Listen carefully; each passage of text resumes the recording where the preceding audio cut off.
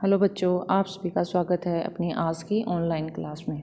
तो बच्चों, इससे पहले हमने टीच मीट पर क्लास लेने की एक प्रयास किया था, लेकिन उसके अंदर क्या है कि बच्चों तक शायद मेरी आवाज़ नहीं पहुंच पा रही थी या बच्चों की आवाज़ मुझे नहीं, या नेटवर्क की प्रॉब्लम थी, तो उस वजह से उस पर क्लास नहीं हो पाई। तो अब हम क्या है दुष्यंत कुमार जी के बारे में इस वीडियो के माध्यम से जानेंगे। तो बच्चों देखो, जहाँ दुष्यंत कुमार जी का नाम आता है तो वहाँ पर सबसे पहले नाम आता है गज़ल का। और गज़ल की जब बात आती है तो गज़ल क्या है, एक अरबी शब्द है।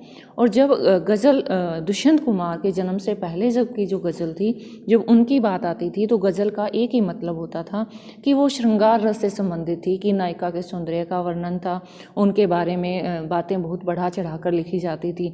लेकिन 1933 को बिजनौर जिले के राजपुर नवादा गांव उत्तर प्रदेश से एक ऐसी निडर आवाज़ ने जन्म लिया और जिनका नाम था दुष्यंत कुमार जी, जिन्होंने क्या किया, गज़ल को एक नई दिशा प्रदान की, गज़ल को एक नया नाम प्रदान किया और गज़ल का जो विषय था उसे पूरी तरह से बदल दिया। अब जे इन्होंने जब लिखना शुरू किया तो इन्होंने गज़ल का जो विषय है समाज से, संविधान से, लोगों के उत्थान से, लोगों को जागरूक करने के बारे में बना लिया। तो इससे पहले जो था उससे क्या है धीरे धीरे काफ़ी बदलाव हुआ। तो अब हम देखते हैं दुष्यंत कुमार जी। तो इनका जन्म सन 1933 उत्तर प्रदेश के बिजनौर जिले के राजपुर नवादा गांव में इनका जन्म हुआ। और इनकी प्रमुख रचनाएं सूर्य का स्वागत, आवाज़ों के घेरे, साए में धूप, जलते हुए वन का बसंत, ये सब क्या है इनके द्वारा रचित काव्य ग्रंथ है। और गीति नाट्य के रूप में है एक कंठ विस्पाई, छोटे छोटे सवाल, आंगन में एक वृक्ष और दोहरी जिंदगी, ये इनके द्वारा लिखे गए उपन्यास हैं। तो बच्चों ध्यान देना कि इनका जन्म वस्तुनिष्ठ जो प्रश्न आते हैं उनमें इनका जन्म स्थान पूछा जा सकता है, जन्म सन पूछा जा सकता है, इनके द्वारा लिखे गए काव्य ग्रंथ, गीति नाट्य या उपन्यास के बारे में भी पूछा जा सकता है।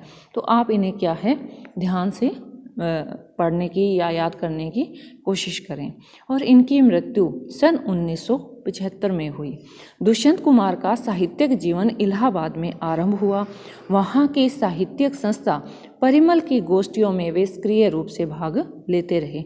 तो इनका जब साहित्यिक जीवन में योगदान की बात आती है तो ये कौन सी संस्था से जुड़े हुए थे, परिमल नामक संस्था से ये जुड़े हुए थे। और इसके बाद में नए पत्ते जैसे महत्वपूर्ण पत्र के साथ भी ये जुड़े रहे। अगर पूछा जाए कि ये किस प्रकार के कौन सी संस्था से जुड़े रहे तो परिमल संस्था से जुड़े रहे और नए पत्ते जैसे पत्र के साथ भी ये जुड़े रहे। आजीविका के लिए आकाशवाणी और बाद में मध्य प्रदेश के राजभाषा विभाग में भी इन्होंने काम किया। अल्प आयु में ही इनका देहावसान हो गया, किंतु इस छोटे जीवन की साहित्यिक उपलब्धियां कुछ छोटी नहीं हैं। यानी इनका जो जीवन काल था वो बहुत कम समय का था कि 1933 में तो जन्म था और 1975 में मृत्यु हो गई। लेकिन इतने थोड़े समय में भी इन्होंने अपने आप को साहित्य के जीवन में इतना ज़्यादा झोंक दिया, या इनकी जो रचनाएं थी उन्होंने लोगों को इतना ज़्यादा प्रभावित किया कि साहित्यिक जब बात आती है, साहित्य रचना की जब बात आती है तो दुष्यंत कुमार जी का नाम अवश्य ही आता है। किंतु इस छोटे जीवन की साहित्यिक उपलब्धियां कुछ छोटी नहीं। गज़ल की विधा को हिंदी में प्रतिष्ठित करने का श्रेय अकेले दुष्यंत को ही जाता है। उनके कई शेर साहित्यिक एवं राजनीतिक जमावड़ों में लोकोक्तियों की तरह दोहराए जाते हैं। साहित्यिक गुणवत्ता से न समझौता करते हुए भी दुष्यंत ने लोकप्रियता के नए प्रतिमान कायम किए।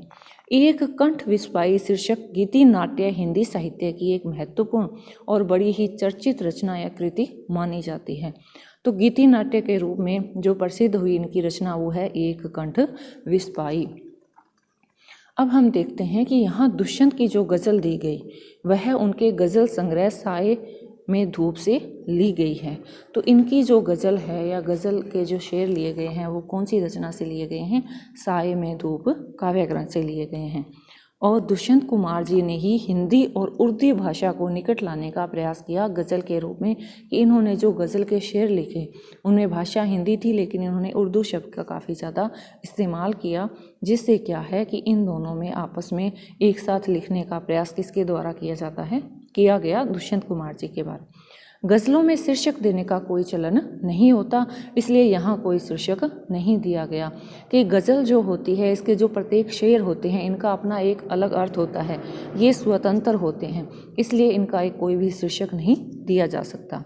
गज़ल एक ऐसी विधा है जिसमें सभी शेर अपने आप में मुकम्मिल हैं और स्वतंत्र होते हैं। उन्हें किसी क्रम व्यवस्था के तहत पढ़े जाने की दरकार नहीं होती।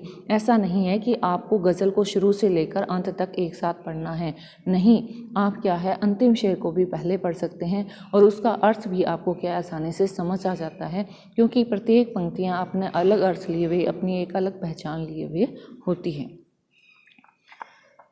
गज़ल एक ऐसी विधा है जिसमें सभी शेर अपने आप में मुकम्मिल यानी पूर्ण और स्वतंत्र होते हैं।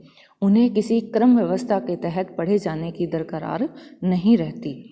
इसके बावजूद दो चीज़ें ऐसी है जो इन शेरों को आपस में गूंथकर एक रचना की शक्ल देती है। इनमें पहली तो ये है कि रूप के स्तर पर तुक का निर्वाह होना, यानी जहाँ पर पंक्ति ख़त्म होती है वहाँ पर क्या है, जो अंतिम मात्रा होती है वो दोनों पंक्तियों में एक समान होती है। और अंतर्वस्तु के स्तर पर मिजाज का निर्वाह, जैसा कि आप देखेंगे यहाँ पहले शेर की दोनों पंक्तियों के तुक मिलती है और उसके बाद सभी शेरों की दूसरी पंक्तियों में उस तुक का निर्वाह होता है।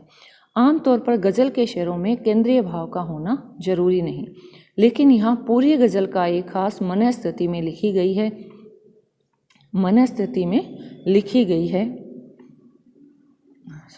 गज़ल मनस्थिति में लिखी गई जान पड़ती है। राजनीति और समाज में जो कुछ चल रहा है उसे खारिज करने और विकल्प की तलाश को मान्यता देने का भाव इस तरह से इस गज़ल का केंद्रीय सूत्र बन जाता है। इस प्रकार दुष्यंत की यह गज़ल हिंदी गज़ल का सुंदर नमूना प्रस्तुत करती है। तो ये जो गज़ल है ये उस समय लिखी गई जब क्या है, देश क्या था, अंग्रेज़ों के अधीन था और लोग क्या है अपनी स्वतंत्रता की प्राप्ति करने का प्रयास कर रहे थे। और लोगों में उस समय क्या था कि ये दहशत ज़्यादा थी कि वो उन लोगों के विरुद्ध नहीं जा सकते, अपनी ज़रूरतों को पूरा करने के लिए उनसे संघर्ष नहीं कर सकते। तो इसमें क्या है, जो राजनीति और समाज दोनों के जो राजनेता थे, जो शासक थे, उन्होंने अपने मनचाही अत्याचार जनता पे किया। तो उन सारे अत्याचारों के विरुद्ध और अपने हक की लड़ाई के लिए इसके गज़ल के माध्यम से लोगों को प्रेरित करने का प्रयास किया गया है। तो बच्चों, आप इस साहित्यिक परिचय को फिर से पढ़ना और इसके नोट्स बना लेना। कल की क्लास में हम गज़ल की जो व्याख्या है उसको करेंगे।